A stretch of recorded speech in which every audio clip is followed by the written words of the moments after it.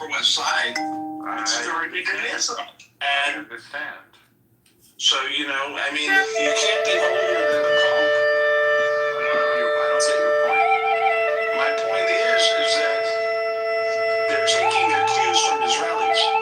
The two-state solution thing didn't start on the Upper West Side. It started with Israelis. Principle, which I shared with you, which is, and on which I've changed since October 7th, that how are we going to have dominion over a couple of million Palestinians? How are we going to do that? Right. And there's no real answer for that. But there are multiple answers. Well, I mean, short of expulsion or something. No. Well, one is very simply Sort of expulsion. expel the 300,000 jihadist radicals, and then you're left with 1.7 million people who are, who can be part of the society. That's one. Another is a confederation where they are citizens of Jordan, citizens of Egypt. I don't know. I mean, yes, Shuki would have the most extreme situation, you know. But unfortunately, I don't see the mechanics of doing it, you know. So those are some thoughts. But there are multiple ways. I just laid out 2 or 3, you know. It is a challenge. But it beats the alternative. The alternative is to have a Palestinian homeland in Gaza and Judea Samaria that is constantly at war with Israel, that's being run by Iran, that has rockets all over, tunnels constantly being dug. I mean, that is the worst case. That's worse than any of the other ones. Because it's not going to be, I mean, they won't agree to the terms that Israel has put out there, which is a demilitarized state with monitoring systems. They've just won agreement. They want a state that they can wage a war from. And that's where we're in this conundrum. Yeah, come on in. We'll sit right behind you when you come in. Thanks. Have a seat. I'll talk to you in a few minutes. Well, I think it's very difficult when you have a liberal society. We have liberal neighbors, right? And you have a bunch of illiberal people that want to come in and say, I mean, you can't. A liberal society where you have gay rights, individual rights, and religious freedom. Go ahead, Scott. I'm going to mute it.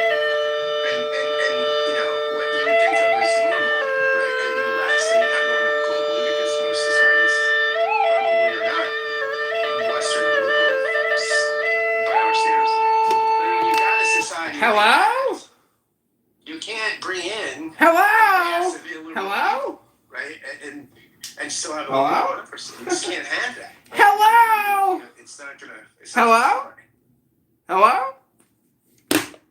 I mean, one advantage America has with our border, and we could debate this on the border and how secure it should be, how permeable it should be. But the people that come through the southern border love America. Right? They want to be more American than Americans. They want to work 2 jobs. They're mostly Roman Catholic or Pentecostal. They want to be Americans, right? They don't want to undermine American society. They want to sort of be more American than the average American. That's what they do. Right? I mean, that works, right? That revitalizes their society in some ways because you've got people that get the DNA of this country and they want to sort of go on. I think it's very difficult when you have a different immigration sort of dynamic, which I think Europe has struggled with, right? I mean, Europe has brought in folks from the liberal countries that don't understand free speech and don't understand freedom. You do satire of the prophet and you get stabbed. And, so this is the hard thing.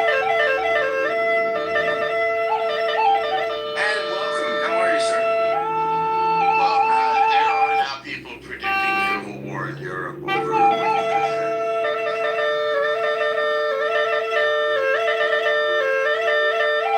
Yeah, T.S. Eliot's No Sword Understanding Culture was a great book. He gets at this.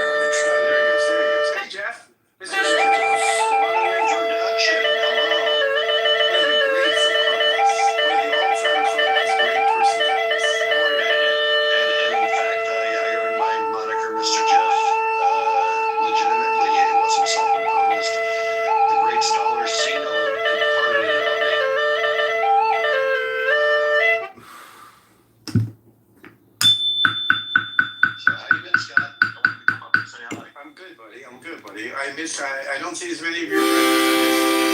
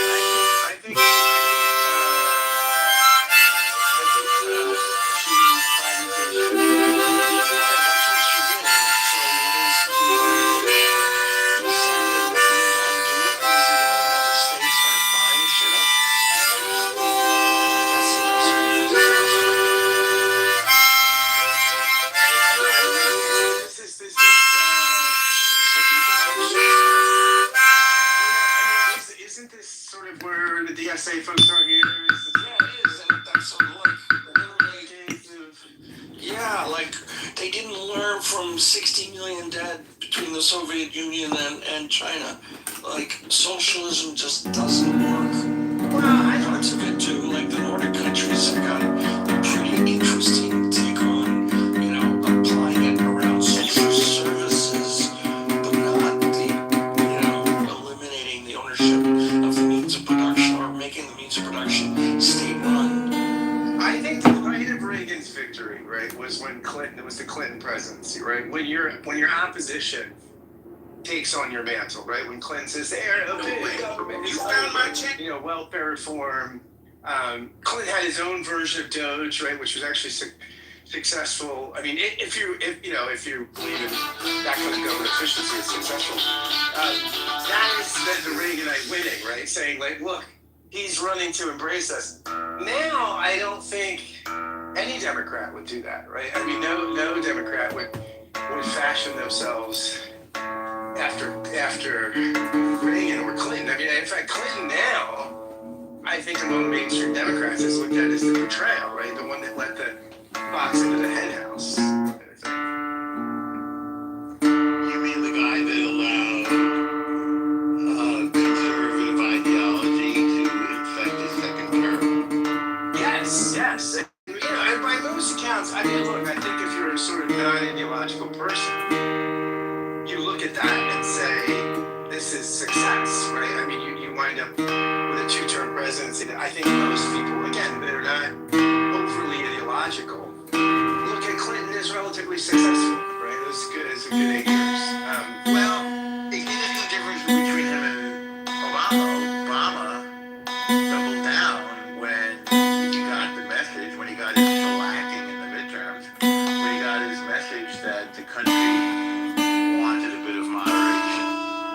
So then he pulled out his pen and his phone and responded with executive orders. I think, at least he said he was. Yeah, and he didn't have the partner that's partners to Clinton. I don't think he had Clinton's capacity to reach across the their hands across the Clinton had things Obama didn't have.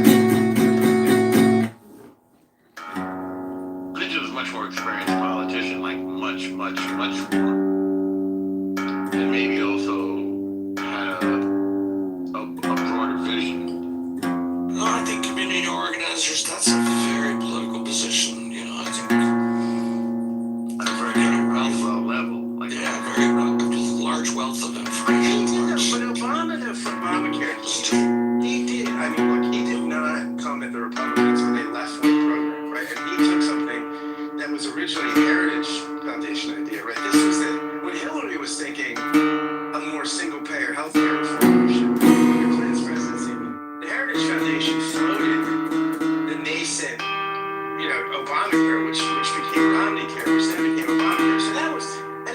did offer, asked Republicans for a lot of help and suggestions, and they just didn't want to do it. I mean, like, they did not. I mean, I don't think Obamacare was a left-wing policy, right? I mean, it was a sort of centrist, in some ways center-right, right? I mean, the big critique of it, I think, would be it was a blowjob to the insurance companies, right? I mean, to get some concessions from the insurance companies, you could argue, Obama gave up the store, right? To get sort of no preconditioned, pre-existing condition bias and stuff like that. I mean, this is not a sort of kind of left-wing, and I think the left would have wanted to do it, right? And nobody, I don't think anybody in the left is excited about Obamacare, right? I mean, people would want much more either Medicare for all or single payer or something like that.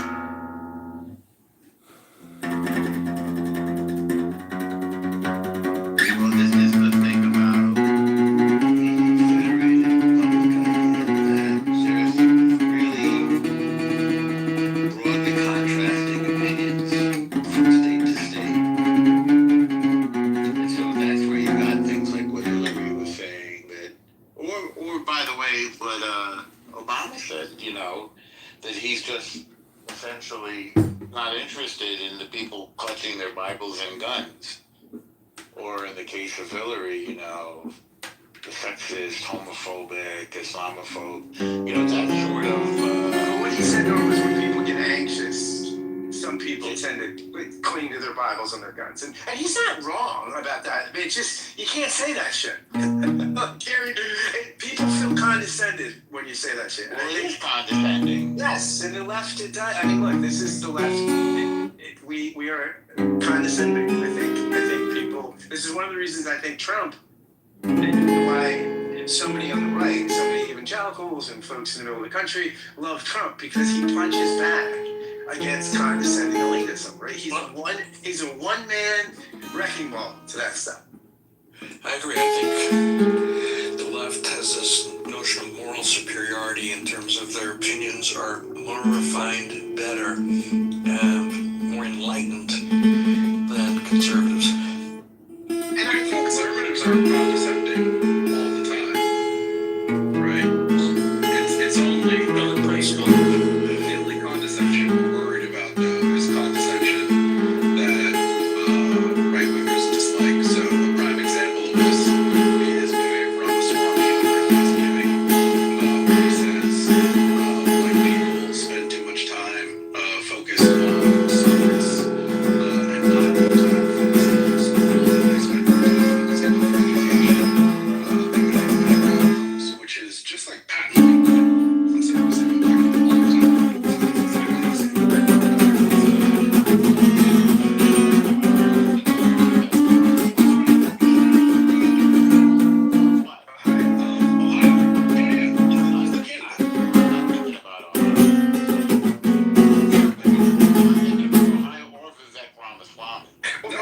That's because you're a condescending New Yorker. Why am I thinking about? I haven't been in Ohio. I've never been to Ohio. It's not great. I mean, you being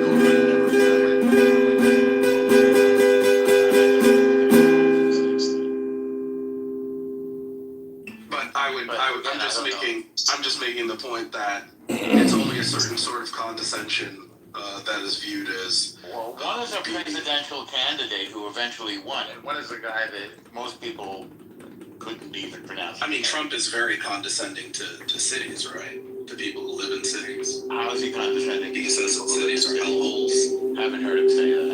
You never heard it. You never heard it. Yeah, no, I never heard him say that. Yeah. Hello? Hello? She rise and get comfortable. It's time to breathe deeply and relax completely. Breathe deeply and relax completely, allowing the quietness of spirit to come in. Feel the blood flowing through your arms and legs.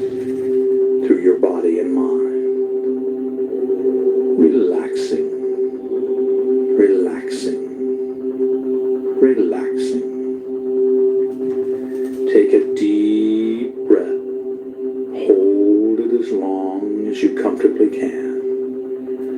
And then let it out slowly through slightly parted lips.